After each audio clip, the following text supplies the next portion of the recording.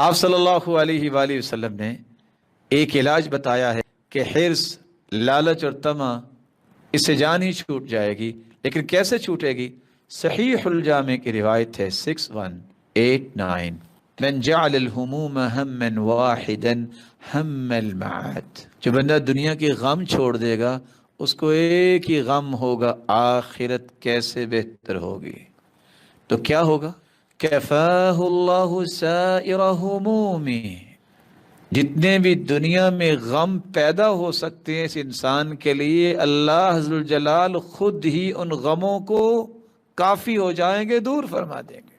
وَمَن تَشَعَّبَتْ بِهِ الْهُمُومُ مِنْ أَحْوَالِ الدُّنْيَا، اور جس کو دنیا کے غم آگے، اور غم کیا ہوتے ہیں؟ ابھی میں نے اتنے کورسز کرنے ہیں، پھر میں نوکری لگوں گا، جاب ملے گی، پھر میں گھر بناؤں گا، گاڑی لوں گا اور یہ کروں گا۔ اس قدر بیچارہ وہ صفحات بھر لیتا ہے خواہشوں کے، لیکن ان میں سے ایک خواہش بھی یہ نہیں ہوتی کہ میں اللہ کے قریب ہوں گا یا بخشش کا کوئی ذریعہ بناؤں گا۔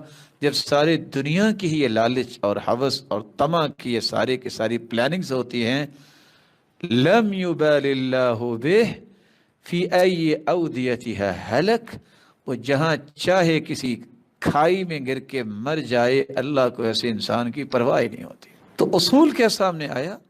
یہ لالچ اور طمع جڑ سے اکھڑ جائے گی۔ آپ غم بناؤ آخرت کا، دنیا کے سارے غم اللہ ختم کر دیں گے۔ اور میں اس ہستی کی بات پیش کر رہا ہوں جس ہستی کی زبان کی صداقت اتنی ہے، پوری کائنات کی آج صداقت جمع کر لیں، جہاں وہ ختم ہوگی وہاں محمد مصطفیٰ کی صداقت کا آغاز ہوگا۔